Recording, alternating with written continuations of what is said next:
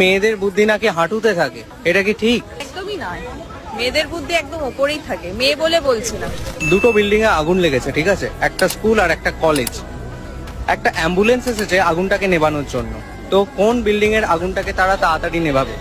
দুটো অ্যাম্বুলেন্স একসাথে আসবে, একসাথে আগুন নেভাবে। কারণ কলেজও ইম্পর্টেন্ট, কলেজেও স্টুডেন্ট আছে, স্কুলেও স্টুডেন্ট আছে।